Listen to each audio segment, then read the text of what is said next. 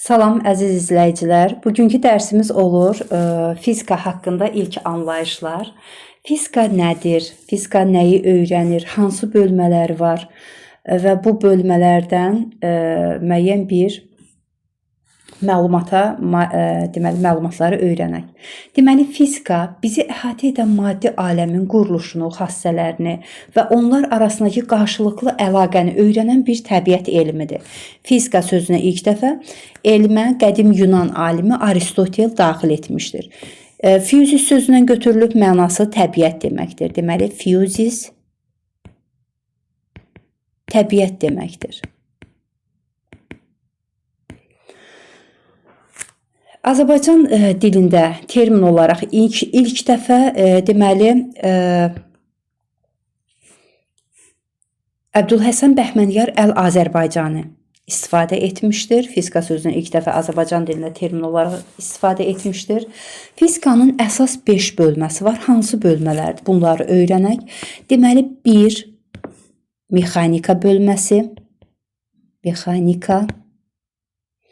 2. Molekulyar fizika.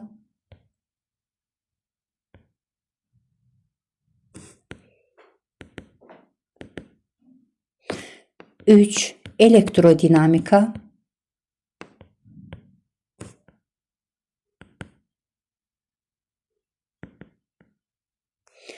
4. Optika. 5. Atom və nüvə fizikası.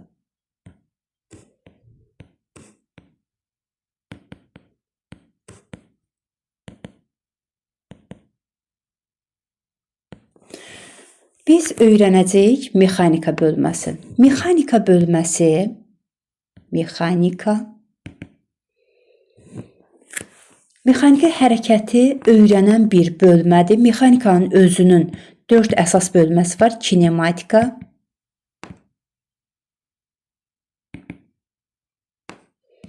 dinamika,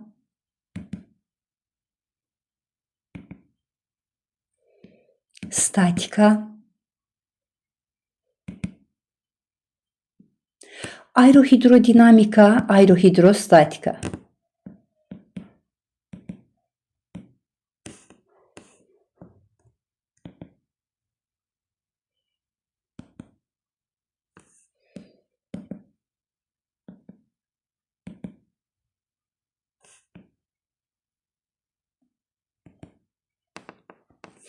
Demək dedik ki, mexanikanın 4 əsas bölməsi var. Kinematika, dinamika, statika, aerohidrodinamika, aerohidrostatika.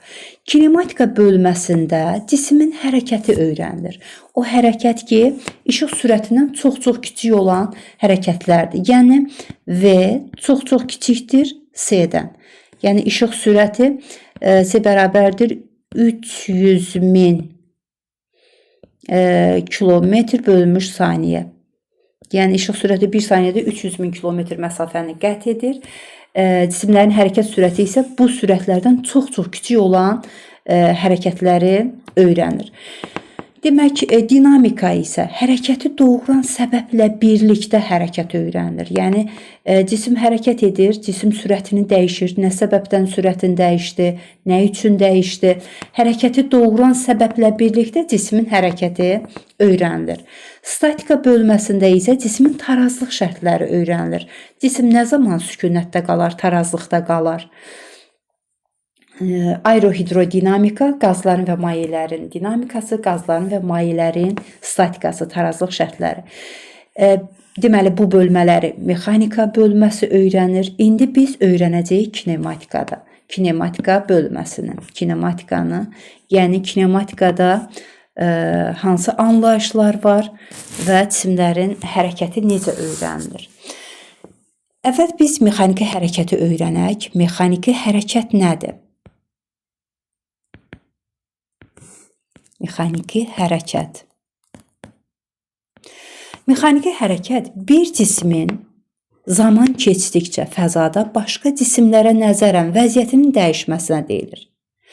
Məsələn, bir cisim digər cismə nəzərən hərəkət edirsə, bu olur mexaniki hərəkət. Məsələn, avtomobil binalara, ağaclara, insanlara nəzərən hərəkətdədir. Deməli, avtomobil mexaniki hərəkət edir. Quş uçur, mexaniki hərəkətdir. Ağacın budağı yellənir, mexaniki hərəkətdir. Deməli, zaman keçdikcə bir cismin başqa cisimlərə nəzərən vəziyyətinin dəyişməsinə, koordinatının dəyişməsinə mexaniki hərəkət deyilir. Mexaniki hərəkəti təsvir edən anlayışlar var. Hansılardır? Onları öyrənək. Bir, maddi nöqtə. Maddi nöqtə. Hesablama cismi.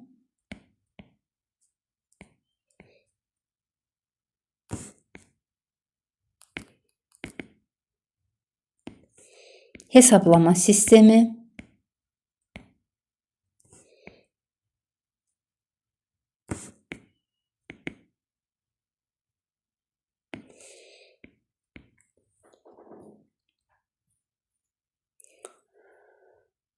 Trayektoriya.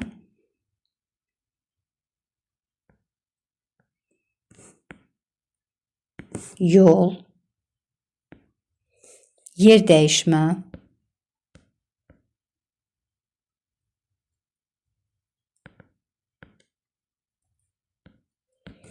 Zaman. Sürət. Təcil və s. Maddi nöqtə nədir? Öyrənək. Maddi nöqtə verilmiş şəraitdə ölçüləri nəzərə alınmayan cismə maddi nöqtə deyilir. Verilmiş şəraitdə sözün nə üçün deyirik? Çünki bir cisim hər zaman maddi nöqtə ola bilməz. Verilmiş şəraitdə maddi nöqtə kimi biz onu qəbul edə bilərik. Məsələn, Bakıdan Gəncəyə gedən qatarı biz maddi nöqtə kimi qəbul edə bilərik. Lakin bir stansiyadan digər stansiyaya hərəkət edən qatarı maddi nöqtə kimi qəbul edə bilmərik. Ona görə deyirik ki, verilmiş şəraitdə ölçüləri nəzərə alınmayan cismə maddi nöqtə deyilir. Hesablama cismi nədir? Cismin hərəkəti hansı cismə nəzərən öyrənilirsə, həmin cismə hesablama cismi deyirik. Məsələn, avtomobil hərəkət edir, hər hansı bir cismə nəzərən hərəkət edir. Məsələn, deyirəm ki, avtomobil uzaqlaşır. Burada hansı cismə nəzərən avtomobilin hərəkətini öyrənirəm? Ağaca nəzərən. Deməli, ağac burada nədir? Hesablama cismi. Dedik ki, cismin hərəkəti hansı cismə nəzərən öyrənilirsə, həmin cismə hesablama cismi deyilir. Məsələn, avtomobil yaxınlaşır. Hesablama cismi nədir? Ağac. Avtomobil uzaqlaşır. Hesablama cismi yenə də ağacdır. Burada başqa hesablama sistemi nədir? Hesablama cismi, hesablama sistemi dedikdə nə başa düşürük?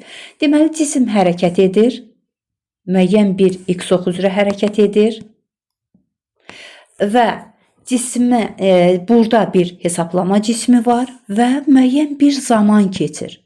Bu zamanı ölçən bir cihaz, məsələn, saniyə ölçən olsun, saat olsun,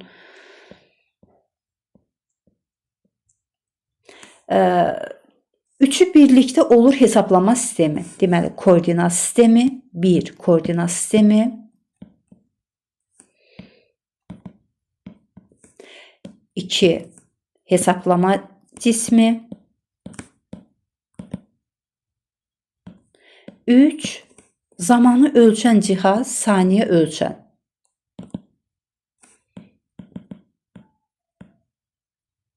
Birlikdə adlanır nə? Hesablama sistemi. Hesablama sistemi. Trayektoriya nədir? Cisim A nöqtəsindən B nöqtəsinə müəyyən xətlər cızır və A-dan B-yə gəlir. Cismin cızdığı xətt, getdiyi yol trayektoriya adlanır. Trayektoriya. Trayektoriyanın uzunluğuna yol deyirik. Və S hərfi ilə işarə olunur. Vahidi 1 metrdir. Cismin başlanğıc və son nöqtələrini birləşdirən istiqamətlənmiş düz xətt parçasına yer dəyişmə deyilir.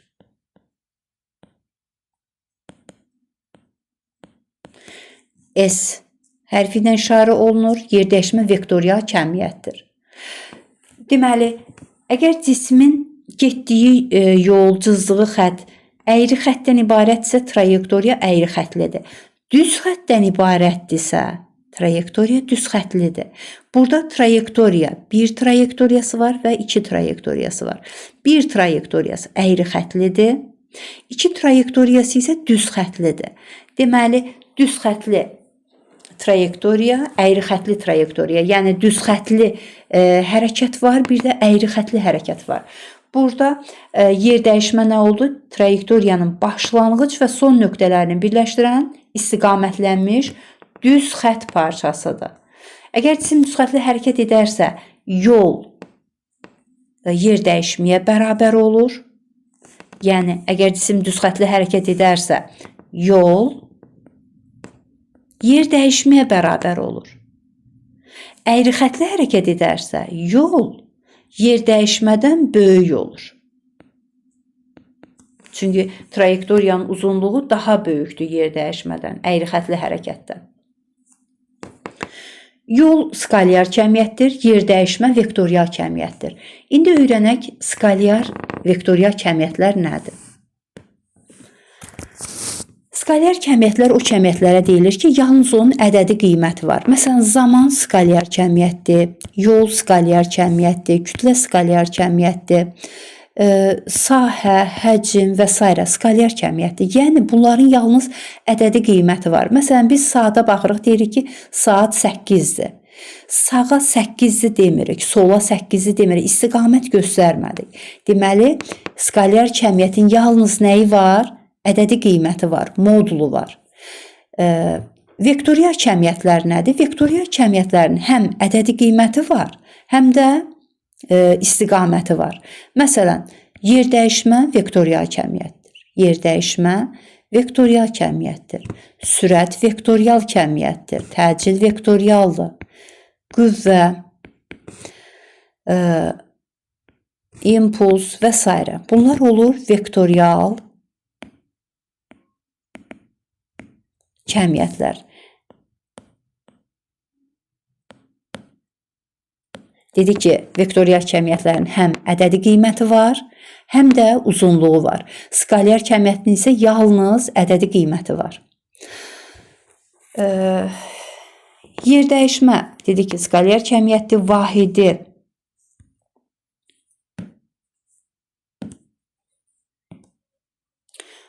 vahidi deməli 1 metrdir. Xəttkeşlə ölçülür və yaxud metronomla ölçülür, ölçü lenti ilə ölçülür. Trayektoriyada deməli trayektoriyanın uzunluğuna da yol deyilir. Yol skalyar kəmiyyətdir. Yer dəyişmə 0 ola bilər, yol heç vaxt 0 ola bilməz. Yəni yer dəyişmə cismin başlanğıc və son nöqtələrini birləşdirən istiqamətlənmiş düz xətt parçasıdır. Məsələn, cisim A nöqtədən gəldi B-yə, B-dən yenə qayıtdı A-ya. Cismin başlanğıc və son nöqtələri üst-üstə düşdü. Deməli, burada yer dəyişmə nə oldu? 0 oldu. Yer dəyişmə 0-a bərabər oldu. Amma yol 2AB-yə bərabər oldu. Deməli, S bərabərdir, S2 bərabərdir 0, S bərabərdir 2AB. Dedik ki, yol heç vaxt 0 ola bilməz, yer dəyişmə isə 0 ola bilər. Müsbət ola bilər, mənfi ola bilər və 0 ola bilər. Sürət nədir?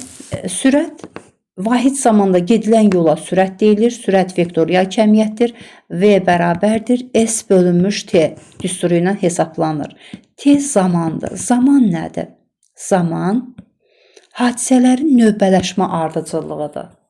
Yəni müəyyən bir hadisələr baş verir və o hadisələrin növbələşmə ardıcıllığını biz zaman deyirik. Yəni məsələn bir bitki əkilir, müəyyən vaxtdan sonra o cücərir, böyüyür, müəyyən bir proseslər gedir və burada müəyyən bir vaxt zaman keçir. Deməli, hadisələrin növbələşmə ardıcıllığı olur zaman. Dedik ki, zaman skalyar cəmiyyətdir, vahidi 1 saniyədir. Saniyə ölçənlə ölçülür. İndi biz danışaq bərabər sürətli hərəkətdən. Bərabər sürətli hərəkət nədir? Cisim bərabər zamanda, bərabər yollar qət edərsə, belə hərəkətə bərabər sürətli hərəkət deyilir. Yəni, V bərabərdir konstant. Yəni, sürətin istiqaməti və modulu sabit qalır, dəyişmir. Və qrafik olaraq biz onu göstərsək, V-nin T-dən asılılığı, zaman oxuna paralel düz xəttir. X ox istiqamətində olduqda T oxundan yuxarıda, X oxunun əksinə olduqda isə T oxundan aşağıda yerləşir. Burada V bərabərdir konstant.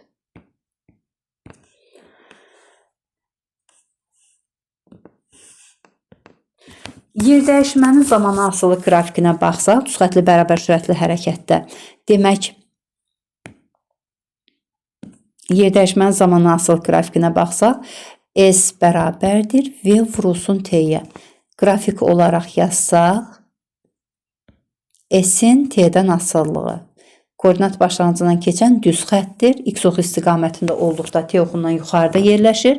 X oxunun əksinə hərəkət olduqda isə T oxundan aşağıda hərəkət edir. Koordinatın zamandan asılı qrafikində çəkək. Koordinatın zamandan asılı qrafiki nədir? Əgər cisim yerdəyişmə icra edirsə, cismin başlanğıc və son nöqtələri var. Məsələn, cisim ağaca nəzərən, ağacı hesablama hesablama sistemi kimi götürək. Ağaca nəzərən müəyyən hərəkət edib, məsələn, gəlib, ağaca nəzərən x0 nöqtəsindədir. Və o, A nöqtəsindən gəlib B nöqtəsinə.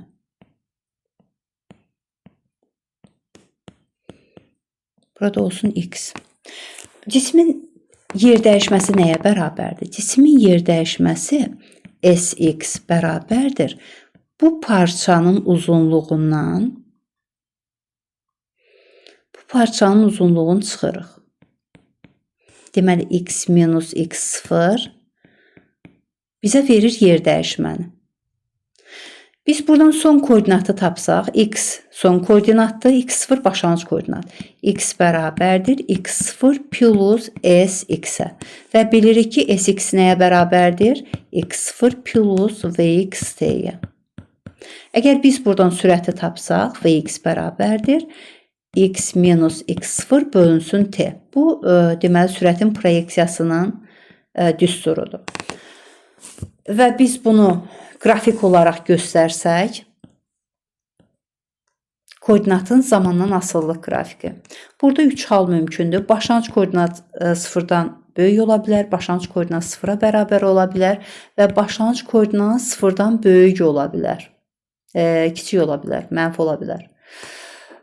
Onda qrafik çəksək, zaman oxundan xətti olaraq, deməli, koordinatın zamanı asılı qrafiki düz xəttir. Əgər cisim x ox istiqamətinə hərəkət edirsə, qrafik yuxarı, x oxun əksi istiqamətinə hərəkət edirsə, qrafik aşağı doğru yönəlir. Burada da demək, biz düz xətli bərabər sürətli hərəkətin yerdəyişmənin zamandan asılı qrafikini çəkdik. Koordinatın zamandan asılı qrafikini çəkdik. Bu da sürətin zamandan asılı qrafiki olsun. V bərabərdir konstant. Deməli, x ox istiqamətində hərəkət etdikdə t oxundan yuxarıda yerləşir qrafik, x oxunun əksinə hərəkətdə isə t oxundan aşağıda yerləşir. Daha sonra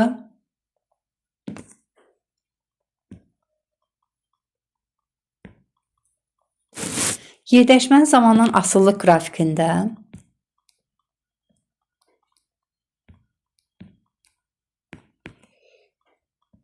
qrafikinə baxsaq, burada bucağın tangensi bizə nəyi verir? Bucağın tangensi, bilirik ki, düzbucaqlı üçbucaqda iti bucaq qarşısındakı katetin iti bucağa bitişik katete olan nisbəti bizə verir bucağın tangensi. Deməli, iti bucağın qarşısındakı katet nəyə bərabərdir? S-ə. İti bucağa bitişik katet nəyə bərabərdir? T-yə. Yəni, S-in T-yə nisbəti bizə sürəti verir. Deməli, tangens alfa sürətə bərabərdir. Və burada tutaq ki, belə bir qrafiklər verilir və soruşulur ki, sürət harda böyükdür?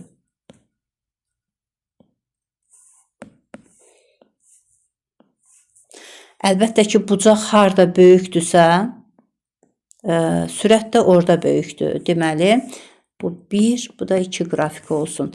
V1 böyükdür V2-dən.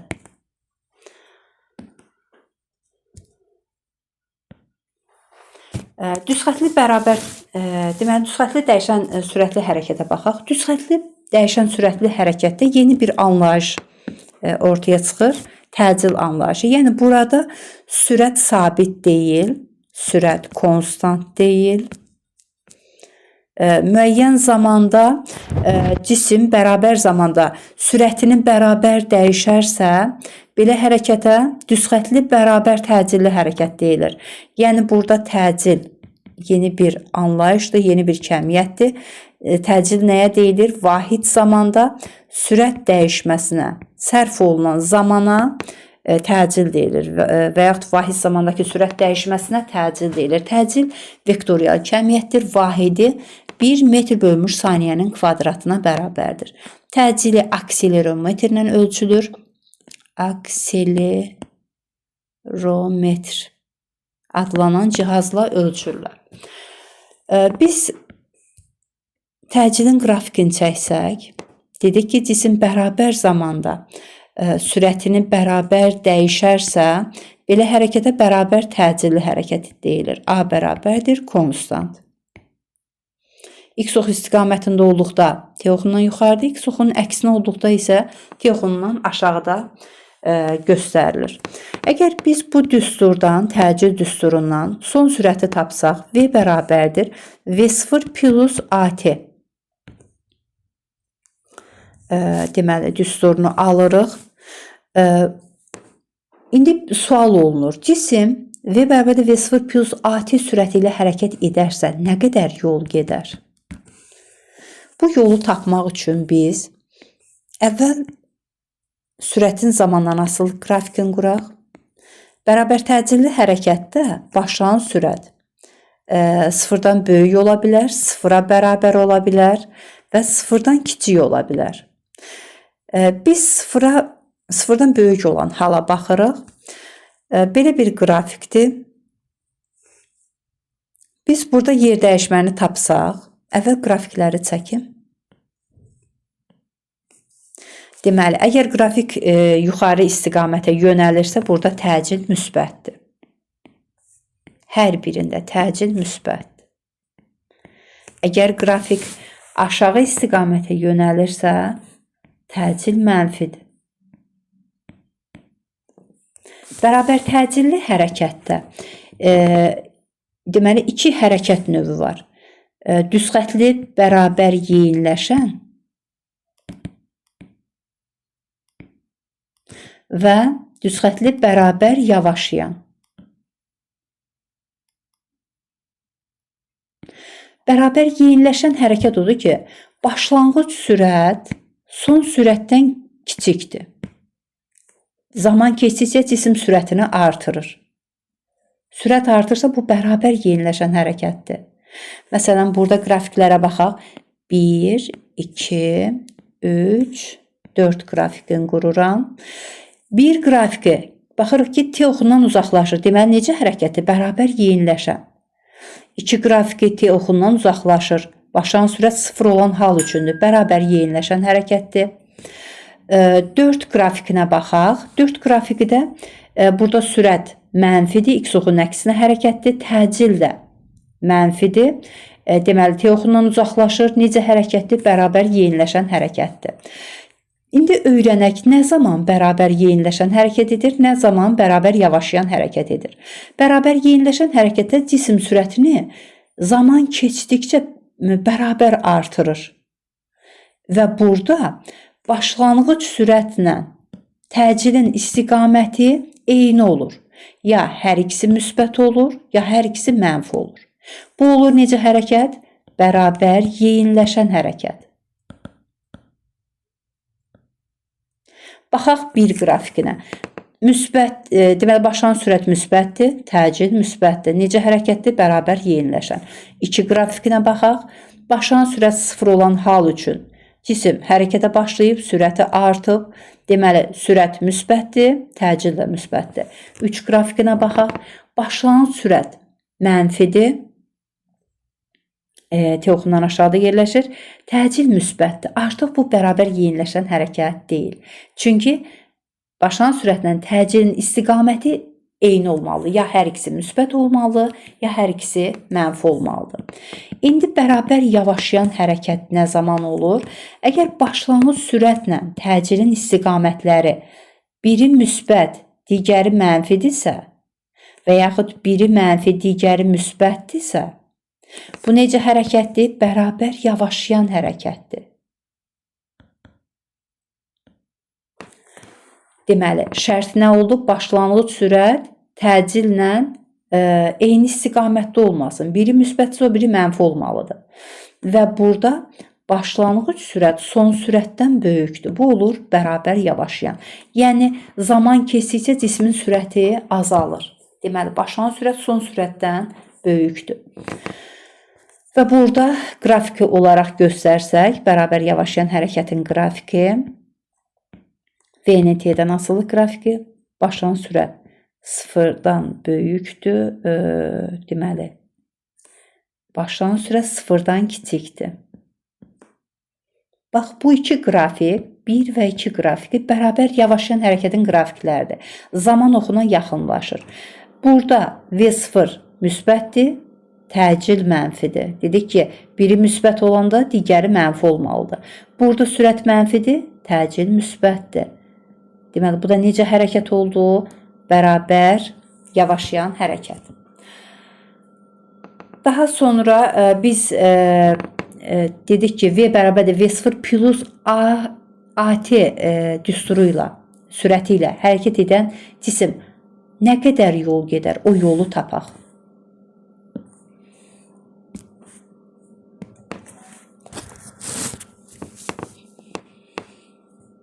Demək, S bərabərdir sual. Qrafiki yenidən çəkirəm.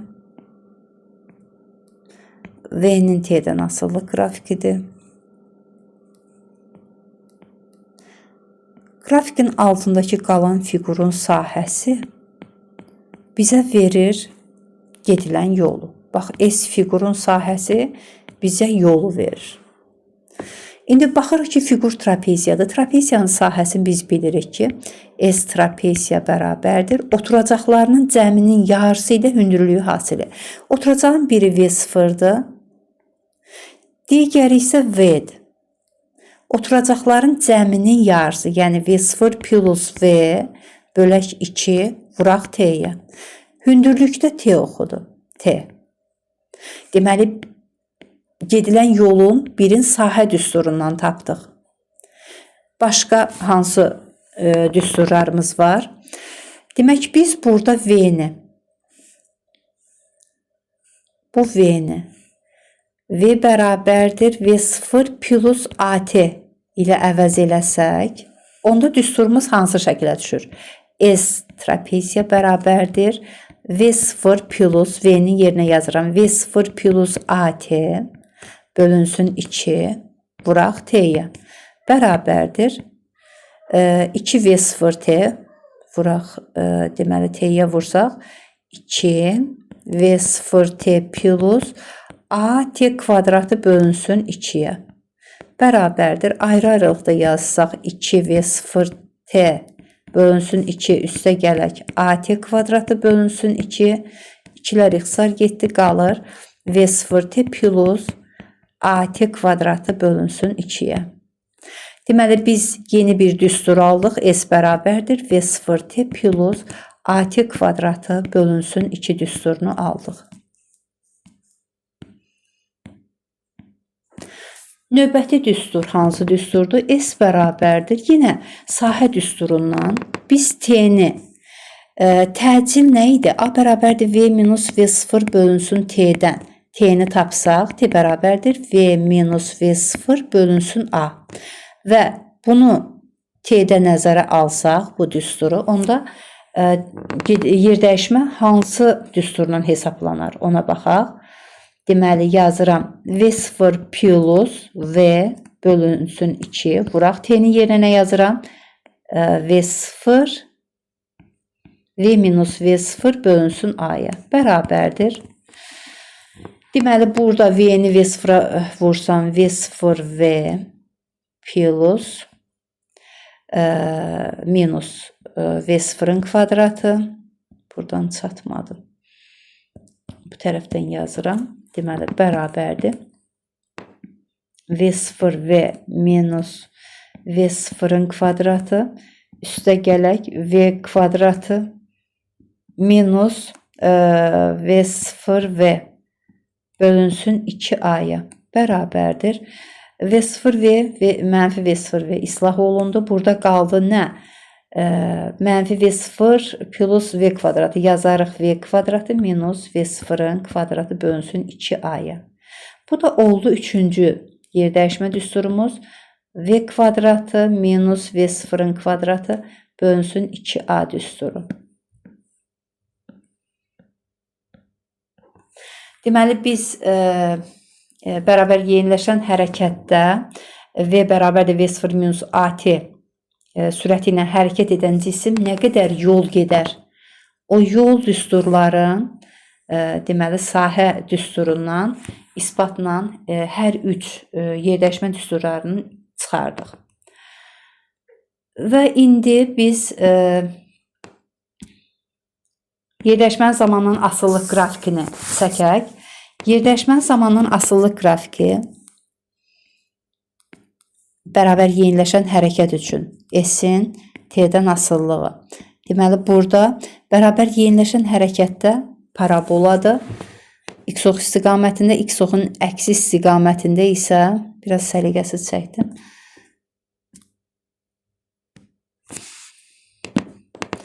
Deməli, yerdəyişmənin zamandan asıllıq qrafiki. S-in T-dən asıllığı. X-ox istiqamətində, X-oxun əksi istiqamətində. Bu necə hərəkətdir? Bərabər yeniləşən. Deməli, bir ştirik düsturu. Bərabər yavaşlayan olsa, bərabər yavaşlayan hərəkətdə isə S-in T-dən asıllığı belə bir qrafiklə göstərir. X-oxun əksinə 2 ştirik qrafiki. Və düzxətli bərabər sürətli hərəkətdə isə yerdəyişmənin zamanı asıllıq qrafiki xətti asılı idi. Biz indi bütün qrafikləri, yerdəyişmə qrafiklərin bir qrafik üzərində göstərsək, S-in T-dən asıllığı. Deməli, bu necə hərəkətdir? Bərabər yeniləşən, X-oxun əksinə bərabər yeniləşən, X-ox istiqamətinə bərabər yavaşlayan, X-oxun əksinə bərabər yavaşlayan, X-ox istiqamətində bərabər sürətli, X-oxunun əksi istiqamətində bərabər sürətli hərəkətin qrafikləridir. Yəni, yerdəyişmənin zamanı asıllıq qrafikləri. İndi koordinatın zamanı asıllıq qrafiklərinə baxaq. Yəni, biz düzxətli bərabər sürətli hərəkətdə öyrəndik ki, X bərabərdir X0 plus SX-ə. Burada bərabər təcilli hərəkətdə bəs koordinat düsturları necədir? Bərabər təcilli hərəkətdə koordinat düsturları X-in T-dən asıllığı necədir? Deməli, grafikdə çəkək və koordinat düsturlarında yazaq. Sadəcə biz SX-in yerinə yazdığımız o 3 dənə düsturu qoyuruq, koordinat düsturlarını alırıq. Yazırıq X bərabərdir X0 plus V0T plus AT kvadratı bölünsün 2. X bərabərdir X0 plus V0-ın deməli V kvadratı minus V0-ın kvadratı bölünsün 2A. X bərabərdir. X0 plus V plus V0 bölək 2 vurulsun T'yə. Bu da olur koordinat düsturları. İndi biz bunu qrafik olaraq göstərsək, koordinatı qrafik olaraq göstərsək, necə çəkirik qrafikin? Koordinatın zamandan asıllıq qrafiki. 3 hal mümkündür. Başlanğıc koordinat 0-dan böyük ola bilər. Başlanğıc koordinat 0-a bərabər ola bilər. Başlanğıc koordinat 0-dan kiçik ola bilər. Yəni mənfi x0 ola bilər. Onda bərabər yeniləşən hərəkətdə qrafikimiz budur. X-ox istiqamətində. Başlanğıc koordinatın 0 olan hal üçün qrafikimiz bərabər yeniləşən hərəkətdə belədir. Başlanğıc koordinat mənfi olan hal üçün bərabər yeniləşən hərəkətdə qrafikimiz belədir.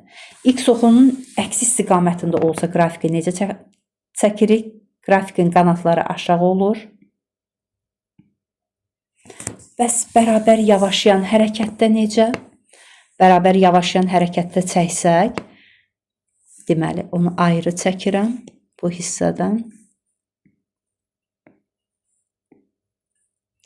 X-in T'dən asıllığı bərabər yavaşlayan hərəkətdə x0 bərabər 0, mənfi x0. Deməli, bərabər yavaşlayanda belədir. X-ox istiqamətində x-oxun əksinə belə. Başlanğıc koordinat 0 olan hal üçün bərabər yavaşlayan. Başlanğıc koordinat 0 olan hal üçün x-oxun əksinə bərabər yavaşlayan. Başlanğıc koordinatının mənfi olan hal üçün x-ox istiqamətində bərabər yavaşlayan. Başlanğıc koordinatının mənfi olan halı üçün x-oxun əksinə bərabər yavaşlayan hərəkətlərin qrafiklərini çəkdik. İndi biz burada bütün qrafikləri birləşdirsək, yəni bütün düzxətli bərabər sürətli hərəkətdə, düzxətli bərabər yavaşlayan, bərabər yeniləşən hərəkətdə koordinatın zamanına asılı qrafiklərini bir çəksək, necə qrafiklər alınır? Deməli, burada bərabər yavaşlayan, x-ox istiqamətində x-oxun əksinə, bərabər yavaşlayan, bərabər sürətli x-ox istiqamətində, bərabər sürətli, x-oxun əksinə bərabər, x-ox istiqamətinə bərabər sürətli, x-oxun əksinə bərabər sürətli. Yəni, bütün koordinat qrafiklərini biz bir qrafikdə göstərdik. Bugünkü dərsimiz bu qədər. İnşallah növbəti dərslərdə görüşənədək.